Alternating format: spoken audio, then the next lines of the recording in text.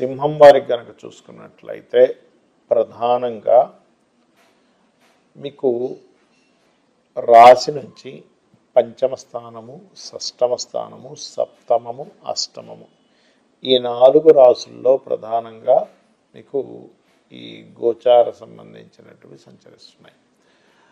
కాబట్టి ఈ ఫలితాలు ముఖ్యంగా మంచి ఫలితాలు ఏమిటి, జాగ్రత్తలు ఏమిటి అని విడివిడిగా చెప్తాను. ఈ యొక్క విషయాలు చెప్తుంది నేనైనప్పటికీ చెప్పిస్తుంది సాక్షాత్ లలిత అమ్మవారిగా భావిస్తూ ప్రధానంగా ఇక్కడ ఈ సింహం వారికి రాశిలో ఎప్పుడైతే మీకు కేతు సంచారం జరుగుతుందో కొంత తెలియని విరక్తి, వైరాగ్యము, ఆధ్యాత్మికత అన్నీ వస్తూ ఉంటాయి, ఇంట్రెస్ట్ లేకపోవడం కూడా. అయితే ఈ పంచమ స్థానంలో ఎప్పుడైతే చతుర్గ్రహ కూటమి ఉందో ఇది ప్రధానంగా ఏంటంటే ఈ పంచమ స్థానంలో ఉండేటువంటి గ్రహాల యొక్క స్థితిగతుల వల్ల మీకు సంతాన యోగానికి బాగుంటుంది. చెప్పాలంటే సంతానం కోసం చేసే ప్రయత్నానికి బాగుంటుంది.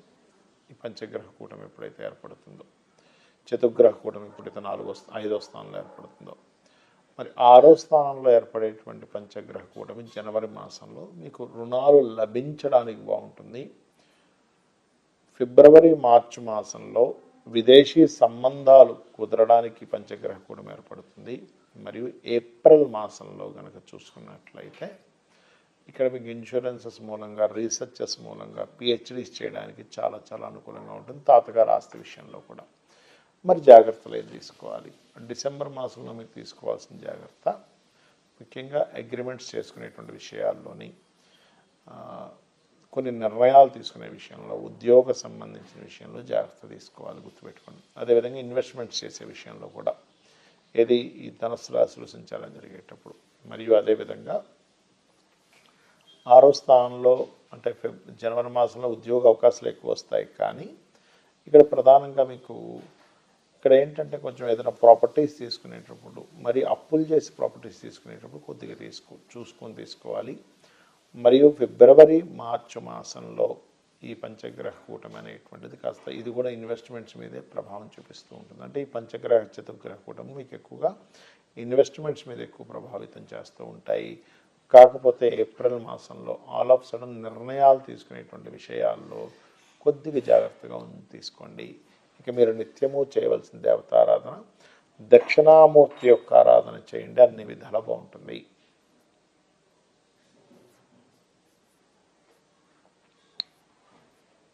మరి ఈ పంచగ్రహ కూటమి యొక్క ప్రభావం మీ మీద పడకుండా ఉండాలి అంటే ఏం చేయాలి?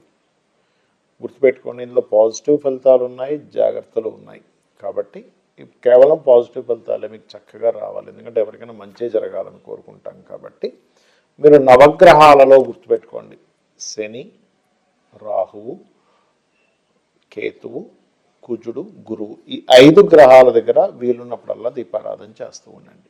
Point number 1. రెండవది చండీ పారాయణం వినడం కానీ, చండీ హోమాలవి జరిగే దగ్గరికి కానీ వెళ్తూ ఉండండి. కాస్త అక్కడ కొంచెం స్పెండ్ చేస్తూ ఉండండి. మరియు గోశాలకు వెళ్ళి గోవులకి బెల్లము, క్యారెట్స్, గ్రాసము ఇవి తినిపిస్తూ ఉండండి. మరి ఈ పంచగ్రహ కూటములు మనకి మధ్యలో ఒకసారి గ్రహణం కూడా వస్తుంది దీంట్లో చూసుకుంటే. కాబట్టి గ్రహణ ప్రభావం కానివ్వండి, పంచగ్రహ కూటమి ప్రభావం కానివ్వండి, వేటి మీద దీని ఎఫెక్ట్ ఎక్కువగా పడుతుంది అంటే ఇందులో చాలా అంశాలు ఉన్నాయి. ఇవి ఎలాంటి అంశాలు అంటే మనం ఎప్పుడూ కనీ విని ఎరుగనటువంటి వింతలు, విశేషాలు ఒక 100 సంవత్సరాల వెనక్కి 100 సంవత్సరాల ముందుకు విన్నా జరగదు. ఎందుకంటే ఇటువంటి పంచగ్రహ కూటమి ఎప్పుడూ రాలే. మనకి సంవత్సరానికి ఒకసారి ఖచ్చితంగా చతుర్గ్రహ కూటమి వస్తుంది. పంచగ్రహ కూటమి 2 ఏళ్ళకి 3 ఏళ్ళకి ఒకసారి ఖచ్చితంగా వస్తుంది. కానీ కేవలం 2 నెలల్లో 3 సార్లు పంచగ్రహ కూటమి రావడము, కేవలం ఒక 3-4 నెలల వ్యవధిలో 3 సార్లు చతుర్గ్రహ కూటమి రావడం జరుగుతుంది. అంటే ఏమిటి? ఈ కూటమి అంటే కలవడము. ఈ కలవడం అనే దాన్ని ఎట్లా తీసుకుంటాము అంటే ఇది రకరకాలుగా చూపిస్తుంది. ప్రపంచ దేశాలు మొత్తం ఈ అట్మాస్ఫియర్ మీద ప్రపంచ దేశాలు అన్నిటి చూపిస్తుంది. అంటే కొన్ని దేశాలు కొన్ని దేశాల యొక్క కరెన్సీని కంట్రోల్ చేయడానికి కొన్ని దేశ నాయకులు ఒకటై కొన్ని నిర్ణయాలు తీసుకోవడం అనేది జరుగుతుంది. గుర్తుపెట్టుకోండి. Point number 1. రెండవది, యుద్ధ సంబంధించిన వాతావరణం వస్తుంది ఈ పంచగ్రహ కూటమి వల్ల, ఈ 3 సార్లు రావడం వల్ల.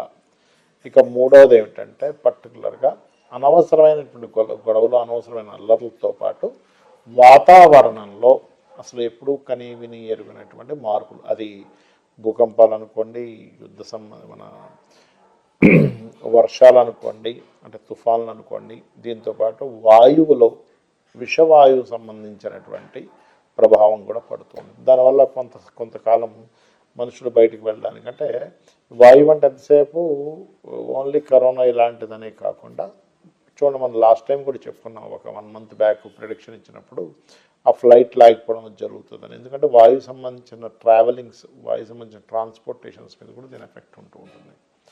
అదేవిధంగా శుక్రుడు ఎప్పుడైతే మనకి డిసెంబర్ 16వ తేదీ నుంచి 16-17 తేదీల నుంచి ఎప్పుడైతే ఇందులోకి మారుతున్నాడు ధనస్సులోకి, ఇక్కడ స్త్రీలకి కొంత జాగ్రత్త పడాలి. అంటే స్త్రీల మీద కొంత వ్యతిరేకత రావడం కానివ్వండి.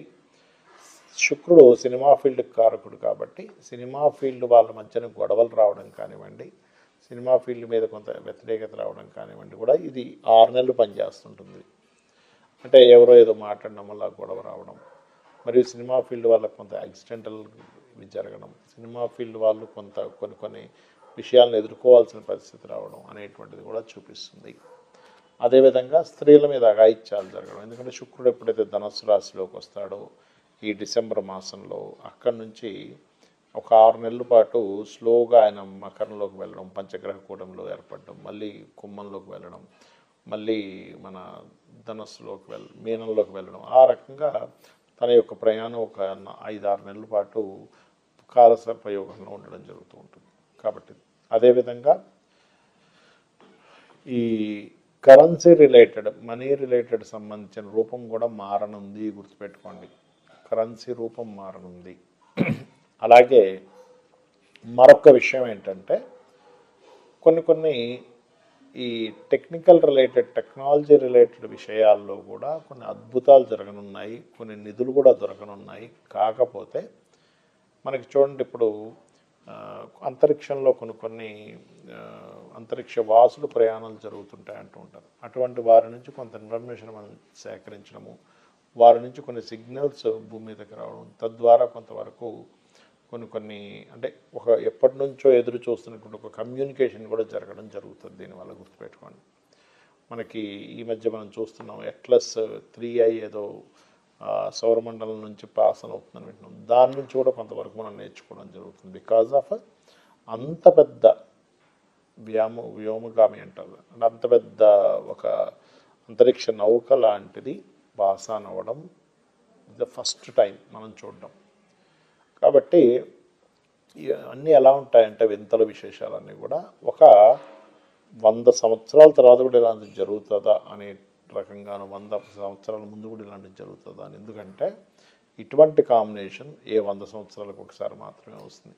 ఎలాంటి కాంబినేషన్ ఎన్ని సంవత్సరాల తర్వాత వస్తాయి, అంత విశేషాలు, అంత వింతలు, అంత గందరగోళాలు జరుగుతుంటాయి. అందుకే చూడండి, అంత అల్లర్లు ఎక్కువగా జరుగుతూ ఉన్నాయి మనకి. ఎందుకంటే దీనికి కేవలం గ్రహాల యొక్క సంకేతం ఒకటే కాకుండా మనకి ఒక పెహల్గాం దాడి ముందు కూడా మన పూరి జగన్నాథుడి యొక్క ఆలయం మీద వచ్చి ఆ గ్రద్ద ఆ జెండాని ఎత్తుకుపోవడం అదంతా జరిగింది. ఈ మధ్య కూడా మీరు కనుక గమనించినట్లయితే కొన్ని కాకులు, గ్రద్దలు కూడా ఆ ఆలయం పైన ఉండేటువంటి గోపురం జెండా చుట్టూ తిరుగుతున్నాయనేటువంటిది మనం వింటూ ఉన్నాము. కాబట్టి నేను చెప్పేది ఒకటే, ఇక్కడ ముండేన్ ఆస్ట్రాలజీ అనేటువంటిది ఎందుకుంది అంటే సామాన్య మానవుడు తన ఇబ్బంది పడకుండా తన జీవితాన్ని గడపాలి. దానికి మనం ఏం చేయాలి, నిత్యము ఇంట్లో చండీ వింటూ ఉండండి, చండీ పారాయణాల దగ్గరికి వెళ్తూ ఉండండి, గోసేవలు చేస్తూ ఉండండి, నిత్యదేవత ఆరాధన చేస్తూ ఇంట్లో కొబ్బరికాయ కొట్టండి. ముఖ్యంగా ఎప్పుడైతే ఇంట్లో కొబ్బరికాయని మీరు కొడతారో ఖచ్చితంగా మీకు ఉండేటువంటి నెగిటివ్ ఎనర్జీ మీరు పడాల్సిన ఇబ్బంది పడకుండా ఉండగలుగుతారు. శ్రీమాత్రే నమః.